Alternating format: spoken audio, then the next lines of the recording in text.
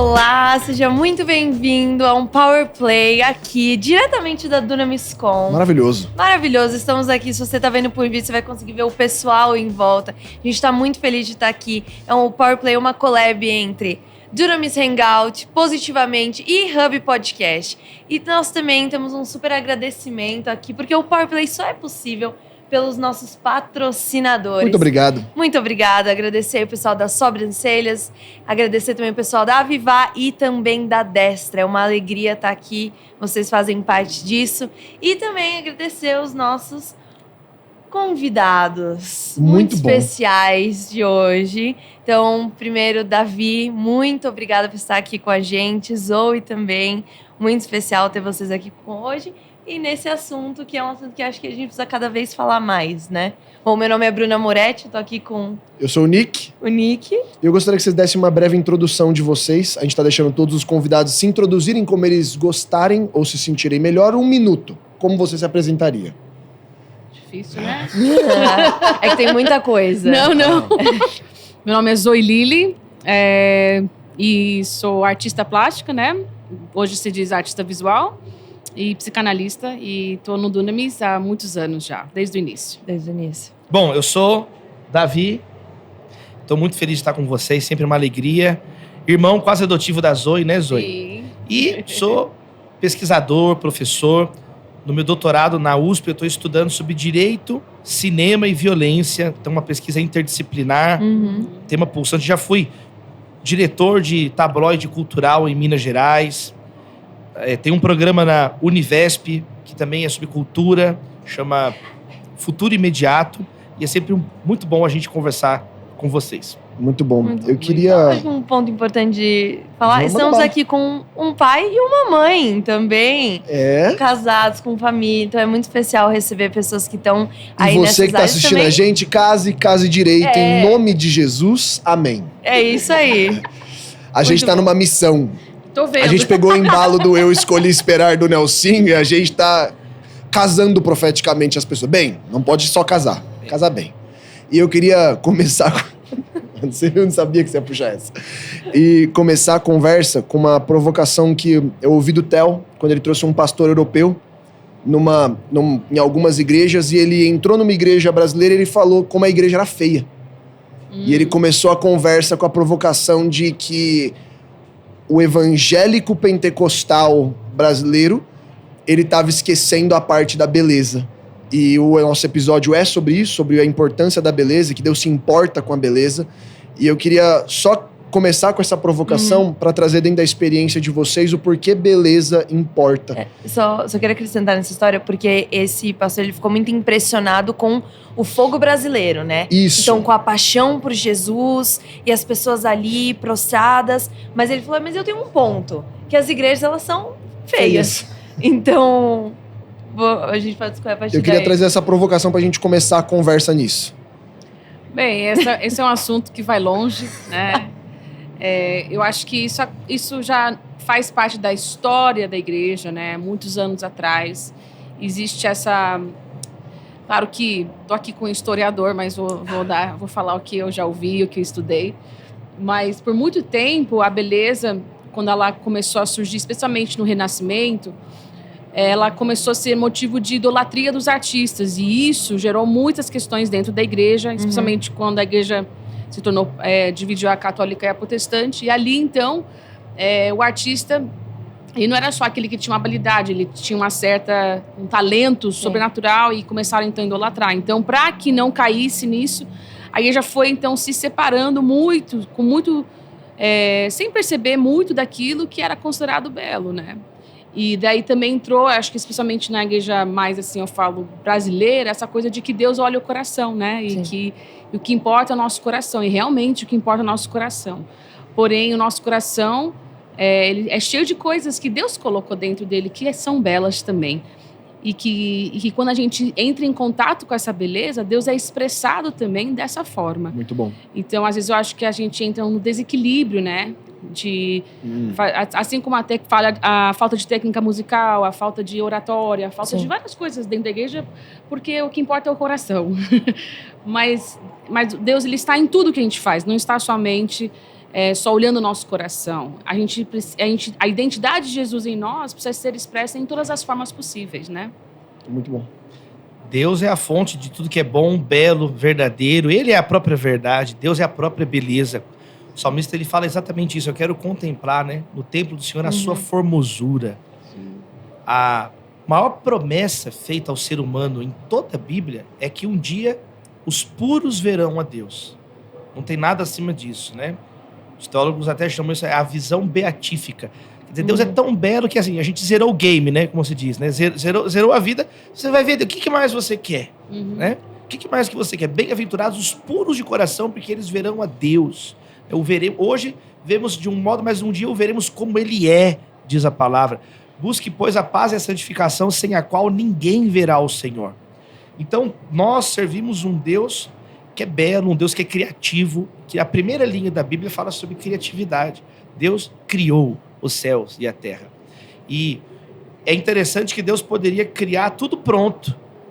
Mas, por exemplo, ele diz depois para Noé, olha, construa a arca. Ele passa as medidas.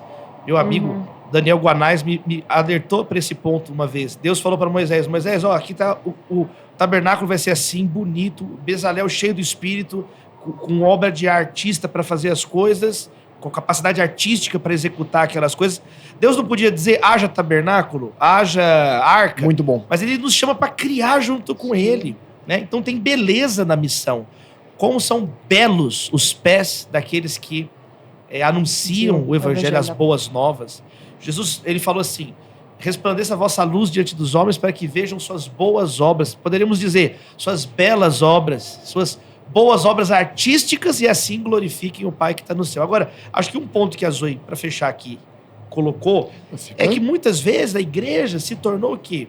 Idólatra. Quando você, ao invés de adorar o Senhor, começa a adorar as obras do artifício humano. Paulo denunciou isso quando ele pregou em Atenas, quando ele pregou em comunidades pagãs. Falou, vocês, ao invés de adorarem o Deus da beleza, se contentam em adorar o reflexo da beleza. É muito interessante, né? Paulo fez essa denúncia. O templo de Ártemis, de Diana dos Efésios, de Ártemis, entrou em crise quando a igreja começou a se converter, porque, entre aspas, os artistas que fabricavam os ídolos, os souvenirs ali da visita ao templo, nós vamos perder o nosso emprego. Não, na verdade, não era uma questão de destruir a arte, era uma questão de redirecionar uma arte que glorifica Deus e que muito bom. Expanda as nossas possibilidades ao invés de limitá-las, que é o caso da idolatria. Muito bom. Eu acho que esse ponto aqui do zelo faz eu acabar me deslocando, mas por todo esse processo, a gente também tem uma questão de praticidade. Até mesmo na igreja do Brasil, você não tem dinheiro para investir. Então você entra numa questão tão prática que esquece o belo. E eu vejo hoje a gente tendo um pouco mais de fôlego como igreja, a gente voltando com a pauta da beleza. Só que não é comum você ver alguém cheio do Espírito Santo que é artista visual. E as artes, principalmente no Brasil, elas não têm esse espaço. Elas, na verdade, têm um espaço de ser demonizadas. Então a televisão é demonizada, a música é demonizada, o teatro ele é demonizado. E como é que é essa relação da gente agora, tendo entendimento, eu trago essa pauta de volta para a conversa, com um olhar crítico, para separar aquilo que é bom e que é ruim, mas onde eu não tô só falando que tudo é demônio. E não tô com o hiperzelo onde eu isolo. Sim. É que eu acho que a gente, como igreja, infelizmente, a gente se atrasou nessa questão de desenvolvimento. Ótimo. Sem perceber, né? Então, não só na questão da arte, da beleza, mas também na questão da música, a gente acabou se atrasando e agora parece que a gente está tentando correr atrás desse atraso. Porém, a fonte de toda beleza está em Jesus, né? Na pessoa de Deus. E às vezes a gente começa, então, a replicar o que o mundo da arte oferece para meio que evangelizar, não evangelizar, mas trazer uma capa, né, crente, né, da arte. Então, vou modificar aqui para ela parecer um pouco melhor. Sendo que a gente tem a fonte de fazer algo do zero, algo belo, né? E a gente que trabalha no ramo da arte, isso é muito comum. Então, a gente vê pessoas tentando mudar, talvez, a roupagem para que se torne algo melhor ou cristão, sendo que o próprio mundo da arte ele está em busca do algo novo. Eles constantemente encontro com pessoas que estão em busca. Você conhece um artista novo? Você conhece alguém que faz algo Muito novo? Eles estão em busca disso. Mas a gente está tão preso à comparação que a gente não está nem encontrando a essência que a gente já tem. A gente tem acesso a tantas fontes de Deus, só que a gente está ali querendo se igualar ou ficar quase igual ou um pouquinho melhorado, né? Deus é a fonte de toda a criatividade. Ele criou todos os seres, os mares, as serras. Deus fez um mundo com perfume, gente. Sim. Fala, inclusive, o óleo que tinha que ser derramado na cabeça de Arão era obra de arte de perfumista. Não era uma coisa qualquer. Tudo é cercado com muita beleza. E a gente esquece que Jesus era um artista. Ele era um artesão. Ele era um tecnon, que é um carpinteiro. A gente até vê, às vezes, essa habilidade prática que Jesus tinha. Por exemplo, quando ele faz o chicote para expulsar os cambistas, né, do templo, fala que ele não falou assim, haja chicote. Ele fez ali, ele era habilidoso, ele improvisou um chicote. Haja chicote. Maravilhoso. Ele fez improvisado ali, ele tinha uma habilidade, porque ele era um carpinteiro, ele era um artesão. E a gente vê, muitas vezes, a igreja enfatizar simplesmente quando os seres humanos em pecado usam arte, que a Bíblia fala sobre isso também. Nós somos imagem e semelhança de Deus, então nós temos essa característica criativa que Deus imprimiu no ser humano. Quando o ser humano pecou, ele não perdeu essa capacidade. Perfeito. Exemplo, Adão fez uma folha, olha a habilidade, com folhas de figueira para se esconder de Deus. A moda. Então, ele ainda tinha a capacidade de inventiva, só que ao invés de usar essa capacidade agora para a glória de Deus, como Jesus falou, que vejam suas boas obras e glorifiquem o Pai, o ser humano em pecado usa isso para se esconder. Esconder a vergonha. Para destruir pessoas. A linhagem de Caim é uma linhagem criativa. E a Bíblia diz explicitamente que Caim era filho do maligno. Mas diz, por exemplo, Jabal, Jubal, Tubal, Caim, criaram os instrumentos musicais de corda, de flauta, eles eram inventivos. Então, nós muitas vezes confundimos, achamos assim, não, então toda a arte... E quando Davi, o rei Davi, é chamado de o amado cantor de Israel, ou as Bíblias mais antigas falam o mavioso salmista de Israel, existem cânticos de Israel registrados, além do livro dos Salmos, em diversos momentos. Cântico de Miriam é uma música num momento de vitória, é uma música num momento depois de uma batalha, está registrado lá no Êxodo. Em Números, capítulo 21, está registrado um cântico, diz, por isso que os poetas escreveram, está escrito assim, Números, eu até notei, Números 21, verso 27 em diante, tem um hino de um momento de batalha. Sabe quando você está indo, a gente fala sangue no olho, no carro você põe uma música, então tem essa música, tem uma canção sangue no olho. Era trilha sonora. Tem uma trilha sonora ali, tem outros exemplos, por exemplo, cânticos de colheita. O profeta Isaías, ele fala assim, a exultação dos pomares, Isaías 16, verso 10. Tinha música, Salmo 126, sabe, você está numa formatura, então você quer cantar, você quer celebrar, você vê que a arte, a música, pervade toda a nossa vida. Com certeza. Para fechar, o Salmo 150 menciona vários instrumentos, tamborins, fala de danças, fala de símbolos sonoros, símbolos ressonantes.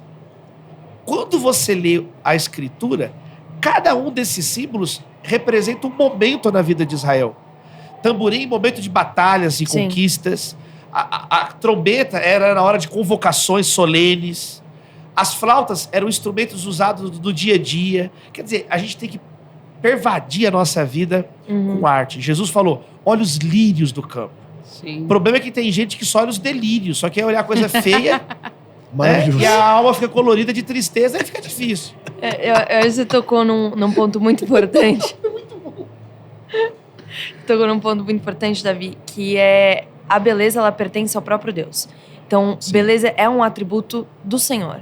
Então, toda vez que a gente deixa isso de lado, a gente está perdendo algo da parte de Deus aqui na Terra, para a igreja e para tudo. E eu estava recentemente falando com algumas pessoas e da área de finanças, etc. Eu estava falando sobre beleza como esse atributo de Deus. Toda vez que você faz algo belo, você está manifestando o reino de Deus ali, está mostrando. E acho que vale dar o contexto de que você é uma arquiteta. Eu sou arquiteta, então, inclusive, a Zoe participou de uma... A gente fez Casa Cor, o quadro da Zoe tava lá, maravilhoso, foi assim... extremamente elogiado. E dá pra ver que quando é algo belo, as pessoas elas sabem o que é belo e o que não é. Mas acho que isso a gente pode ir um pouquinho mais pro final. Mas o que eu queria trazer aqui é que essa expressão, quando a gente traz a beleza, a gente está manifestando o reino de Deus. E tem pessoas que não são da esfera das artes de entretenimento, são, por exemplo, médicos, pessoas do mercado financeiro, que vieram falar comigo falando assim, Bruna, como é que eu expresso beleza, esse atributo de Deus, sendo que eu não pinto, eu não canto, eu não faço nada do que a gente diz hoje que é artístico, mas eu quero expressar beleza por onde eu passar.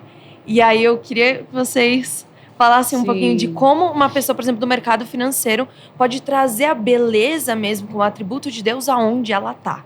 Eu acho que começa pelo simples fato de ser excelente, né? A excelência ela tem tudo a ver com a beleza. A excelência também não é a perfeição. A excelência é fazer o melhor com o que eu já tenho nas minhas mãos. E sempre o melhor, eu acho, né? Pelo menos que inclui beleza, né? Então, assim, vamos pensar em como você arruma a sua casa, em como você apresenta alguma apresentação, sei lá, no seu serviço, como você traz uma palestra.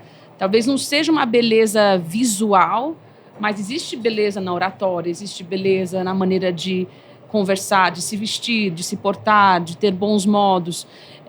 O melhor que a gente pode trazer inclui a beleza de Deus, né? E às vezes a gente acha, eu não sou criativo, mas se você foi formado pelo Deus que diz que nós somos criados à sua imagem e semelhança, a gente tem a capacidade de ser criativo. Acho que a gente tem que diferenciar o que é ser uma capacidade de ser criativo e uma capacidade de ser habilidoso manualmente. Acho que a gente se confunde muito nisso, né? Muito então, bom. A gente confunde artesanato com arte. E são duas coisas muito diferentes e confundidas socialmente. Então, Sim. não é porque alguém também desenha muito bem que ele é artístico. Porque o desenho ele também é uma técnica aprendida através da matemática, através de muitas outras técnicas que existem. Então, às vezes a gente logo fala alguém desenha bem, ele já é artístico. Não, o artista ele é muito além de uma habilidade, né? É como ele pensa, como ele vê a vida, como ele enxerga a vida e como ele interpreta a vida e como ele expõe a vida para o próximo, né? Muito bom. Eu tenho uma pessoa, eu pedi, ele é do mercado financeiro, e eu falei, bom, como é que são as suas planilhas do Excel? Aí a pessoa, ela falou, não, a minha planilha ela não é a coisa mais bonita do mundo. É que a Bruna tem uma obsessão por planilhas bonitas. Não, mas Um dia eu fiz uma planilha pra ela falou, não consigo ler. Por quê? Porque tá feio. Não, mas porque existe Tá certo. pontos no nosso dia a dia que a gente pode trazer isso, e acho que a sua fala foi muito pertinente, Zoe, porque esse podcast, inclusive, não é único e exclusivamente para pessoas Nem do de meio longe. artístico, mas é para mostrar que beleza, ela importa, sim, em todas as áreas. E a gente sabe o que é belo e o que não é. E, Davi, eu queria fazer uma pergunta para você, porque hoje a gente tem muita inversão, não só inversão de valores, mas também, assim, Satanás se levantando para mostrar coisas feias. Então a gente tem aí a tendência do horrendo, tanto nas artes, quanto na moda, quanto na música. Então, lançamentos de tênis de pessoas famosas que têm o sangue, partícula do sangue da pessoa. E quando você vê, são coisas feias. E sabe que é feio. E a gente vê se levantar aí. Eu queria ouvir de você em relação a esse levantado, assim, como é que você, levantar de Satanás e também o Senhor trazendo essa beleza, essa batalha do belo com o horrendo, que é muito explícito nos dias de hoje. Como é que você vê isso? Tem muita coisa aí, né? A gente não vai, em alguns minutos, conseguir fazer um tratado de filosofia da arte, de filosofia estética. Aliás, o Baumgarten, que é o criador, quem cunhou a expressão estética como um ramo de investigação organizado na filosofia, foi um protestante, né? Na Alemanha. Então, quando você pontua também sobre o que é e o que não é belo, o que é e o que não é arte, a gente entra num campo também muito arbitrário. O que é arte hoje? É o que o sistema de arte, o mainstream artístico, diz que é arte. Cada cultura tem um modo de entender, vai longe, tem até questão de neuroestética. Será que existe um padrão universal de que todos os povos e culturas... Tem um estudo, inclusive, chamado etnodoxologia, que é o estudo de como diferentes culturas criam expressões artísticas para adorar a Deus. Então, às vezes, entre os próprios cristãos, a gente não entende muito o que o outro entende como belo, mas aquilo ali são pessoas de Deus, são pessoas... Percebe? A Zoe pontou algo muito interessante que fala sobre a arte contemporânea. O sistema de belas artes no Ocidente traçou uma linha que diz que vai ser belo e vai ser arte aquilo que não tem uma utilidade que não a própria contemplação, a beleza. Então, as artes visuais, as esculturas, a arquitetura entrava também, a música, a dança, a literatura, o drama. E aí, por exemplo, artesanato não entra nessa categoria. Gastronomia não entra nessa categoria. Vestuário e moda não entra nessa categoria, porque roupa é útil, a comida é útil. Mas você vê nos dias de hoje também essas categorias de profissionais almejando um status de arte. Então, eu assino a minha roupa, né? Igual o artista pode assinar assim que nascem as marcas, né? A alta costura queria reivindicar assim o status de artista também. Então, o chefe de cozinha vai e faz aquele prato. Então, quando a gente entra nessa discussão do que é o belo, do que é o padrão, do que vai ser aceitável ou não, porque mesmo quando a gente está falando, como você mencionou, o grotesco, no sentido de um quadro Pollock, um monte de tinta ali jogada, aquilo ali chocava as pessoas décadas atrás. Hoje tem pastores que pregam usando os quadros de Pollock como um exemplo de uma alma perturbada nos Salmos, por exemplo. Jesus na cruz, Deus meu, por que me desamparaste? Quando Jesus fala, o Salmo 22 é muito mais parecido com um quadro do Pollock, um quadro de desespero, um quadro... Então, aquela arte, não que aquilo ali eu vou consumir como... Mas ela não deixa de representar o ser humano em um momento de aflição. Agora, quando você pontua explicitamente sobre como o sistema artístico ou o sistema arte muitas vezes impõe visões espirituais. Aí eu acho que é onde a gente precisa ter... Aí não tem relativismo, porque ou você é das luzes ou você é das trevas. Muito bom. Né? Então, existe às vezes... Porque a arte é humana. Então, a arte pela arte, tudo bem, mas a gente é humano. E a gente não é só arte. A gente tem moralidade, a gente tem espírito, a gente tem família, a gente precisa pagar contas. Então, querendo ou não, a arte está entretecida no resto do ser humano. E aí, realmente, o sistema, a arte muitas vezes começa a colocar como padrão algo que é estranho, né, Zoe? Algo que é... Que é uma desconstrução. Que é uma desconstrução como uma finalidade, como se só isso aqui é bonito e o outro... Porque não é só dizer que isso é bonito, é dizer que o que tá limpo é feio, que o que tá limpo é algo... que deve ser rechaçado. Então a gente tem que estar sempre... Aí tá falando do mundo. Isso é o mundo, na linguagem do Novo Testamento. Mundo é o conjunto de valores alienado dos valores do reino de Deus. O mundo é o anti-reino. Então pode ter uma arte que serve o anti-reino. E Paulo diz assim em Romanos 1:21, que tem pessoas que inventam maneiras de praticar o mal. Quer dizer, a inventividade para a maldade. Vamos fazer o bem, vamos cultuar, louvar a Deus. E acho que no ponto que você falou, Zoe, até da desconstrução da arte anti-reino, como é que eu separo, então, aquilo que vai ser belo nessa linha? Então você falou, tá bom, não dá pra colocar um ponto definitivo nisso. E nós, como cristãos, como é que eu me situo, então, nesse lugar, nesse diálogo? Jesus, ele coloca principalmente coisas espirituais. Bem-aventurados os pobres em espírito, os mansos, os quebrantados. Existe beleza na santidade. Perfeito. Existe algo que aí é uma dimensão espiritual, não é uma coisa estética. Jesus, ele denuncia também quem está preso a padrões também estéticos, que eram os fariseus. Eles faziam longas orações bonitas para disfarçar que eles devoravam a casa das viúvas. Então tem que tomar cuidado. A bateria já foi vista nas igrejas. A gente discutiu isso a exaustão no Fornalha, né, no começo do ano. Hoje ela já foi um demônio. Hoje você tá na igreja, ela tá quase um ídolo na frente. Ela tá no centro. Ela tá no centro de tu ter uma bateria, né? Num aquário protegido. Então, olha como que isso é relativo. O piano já foi considerado um instrumento profano, que era o instrumento do cabaré, para fazer acompanhamento de vaudeville, de cabaré. Hoje o piano, nossa, coisa chique, nossa, que igreja erudita. E era uma coisa... Então, olha isso em 100 anos. Então, olha como que o que a gente está falando aqui pode ficar datado daqui 10 anos, daqui 20 anos. Por isso que a gente tem que apegar no que é eterno. Até os acordes menores, né? Representando o Satanás. Nossa, gente, já teve estudos sobre isso, né? Teológicos. Estudos de que acordes menores representavam o diabo. Então só podia tocar acorde maior? Não, era o lance assim que o acorde menor, pela tensão, né, musical, trazia um espírito melancólico, um espírito demoníaco, enfim. São muitas coisas. Por exemplo, quando a gente vai estudar música do Oriente Médio, eles usam umas escalas muito diferentes de nós, né?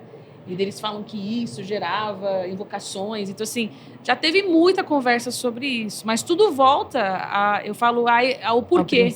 A motivação do seu coração. Por que você faz o que você faz, né? O que você carrega? Que eu falo muito sobre... que é quase impossível você separar a arte do artista. Isso, tudo que ele tá ali impresso de alguma forma, né? Então, assim, se você tá cheio de algo que é bom, aquilo que você faz vai ser cheio de algo bom também, né?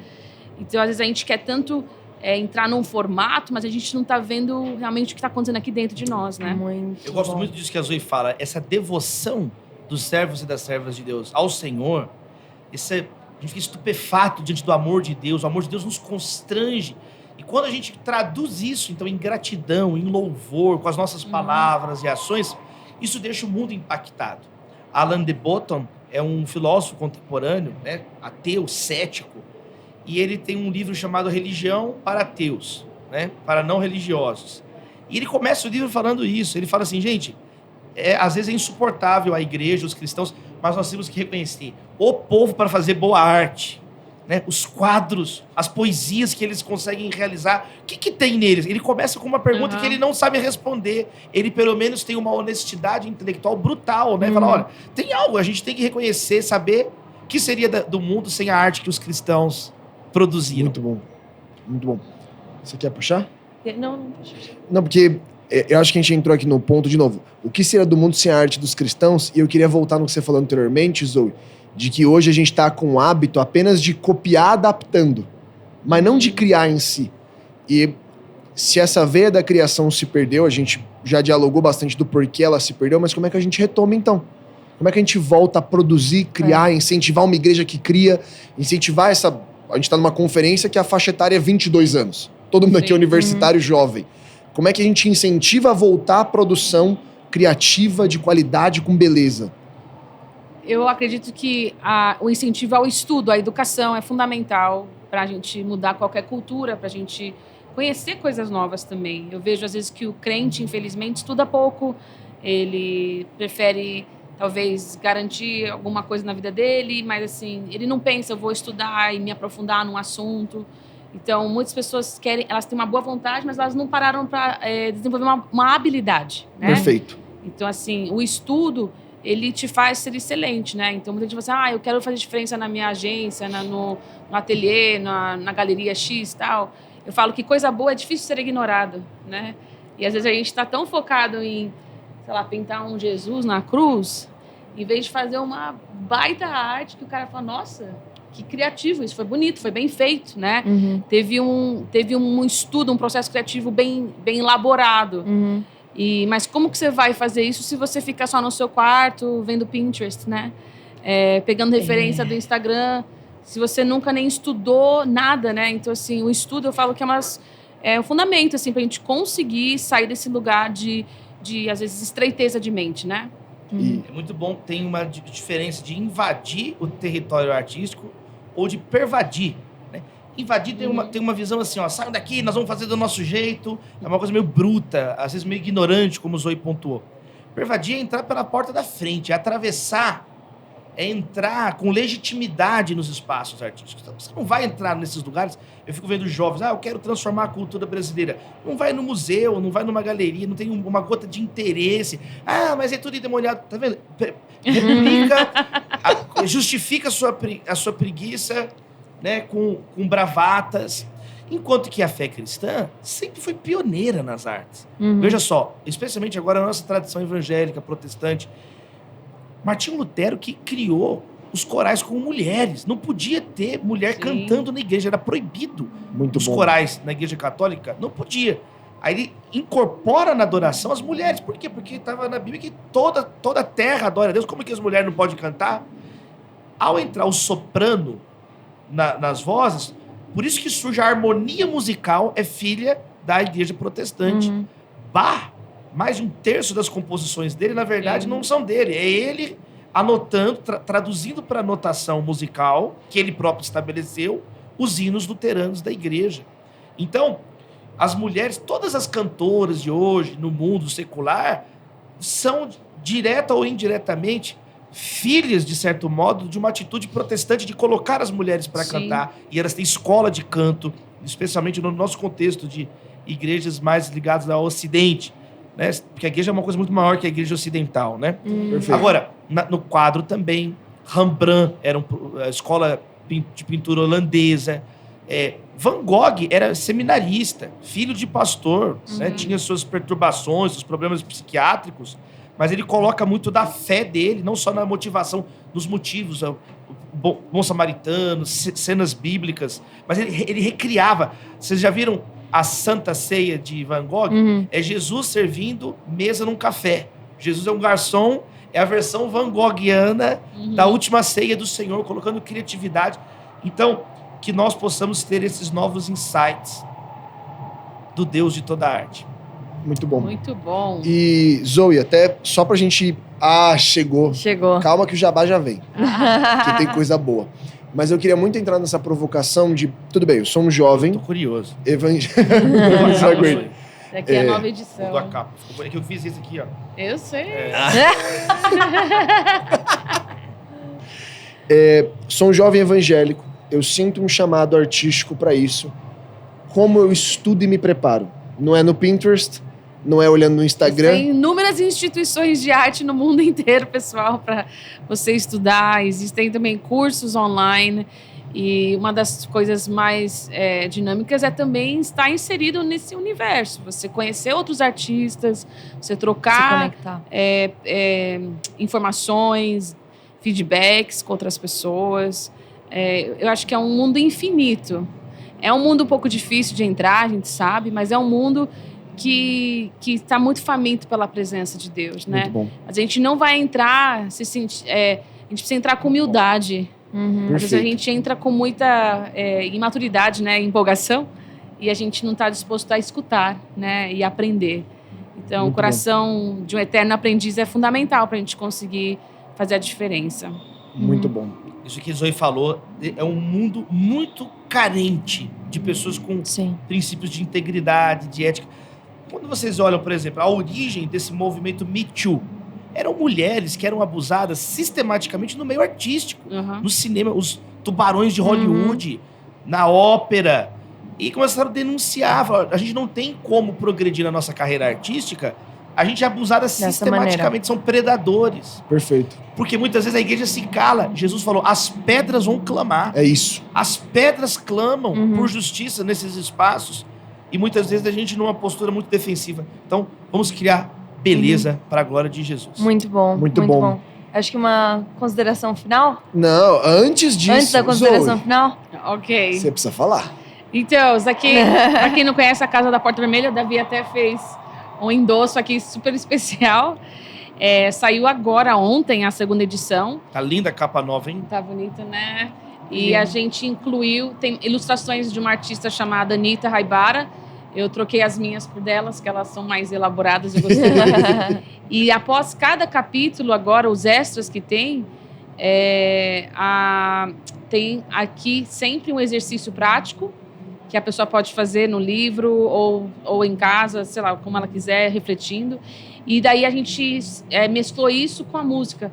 Então, no QR Code, se a pessoa acessa o QR Code, ela tem um encontro direcionado com música e a minha voz falada. Então, ela pode ter um momento de meditação legal. com música de acordo com o conteúdo do capítulo. Então, tem várias experiências aqui que a pessoa tem. Então, ele se tornou um livro mais, talvez, interativo, né?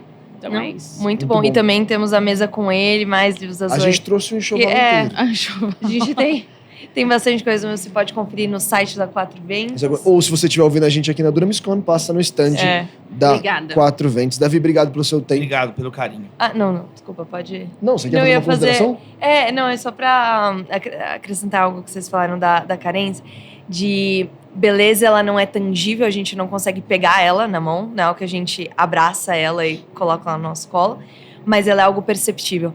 Então, que a gente possa ter muitos jovens cristãos sendo levantados para que a beleza é algo que o ímpio e o crente ambos percebem. Então, é algo que a gente consegue trabalhar, se esforçar e mostrar isso através da gente de Deus. E vocês são grandes inspirações para nós e para esse público. A gente está muito grato. E eu creio que essa conversa ela vai abrir os olhos de muitas pessoas para eles começarem a manifestar realmente beleza aqui. Acho que era isso. Amém. Muito obrigada. Zoe, você pode orar pra gente encerrar? Sim. Então tá bom. Senhor, muito obrigada, que o Senhor é o nosso Deus, o Senhor é o Deus criador de todas as coisas. Obrigado, Jesus. Em Ti há toda a beleza. É. Nós queremos Te contemplar cada dia e nos tornarmos mais como o Senhor. Abençoa cada pessoa que está ouvindo esse podcast, que seja inspirado a ser excelente, a viver o novo de Deus, a criar juntamente com o Teu Espírito Santo. Nos capacita, Deus, a brilhar e resplandecer a Tua luz em todas as áreas da nossa vida. Em nome de Jesus. Em nome de Jesus. Amém. Amém. Amém. Amém. Muito obrigado você que está assistindo a gente.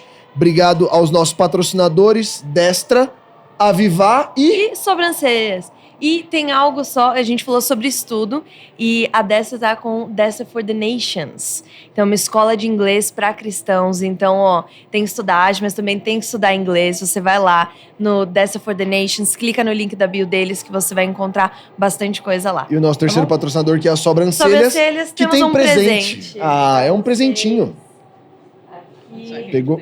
É tanto para homens quanto Não, para não, mulheres. esse dá pra esposa calma. também. É, tem É muitos produto produtos capilar, legais. obrigado, Obrigada, Cíntia. Obrigado, obrigada, gente. É isso. É isso. Powerplay, uma colaboração de Dunamis Hangout, Positivamente e também Hub Podcast. É A isso. gente se vê no próximo episódio. Deus te abençoe. Tamo junto, falou. Tchau, tchau. Obrigada.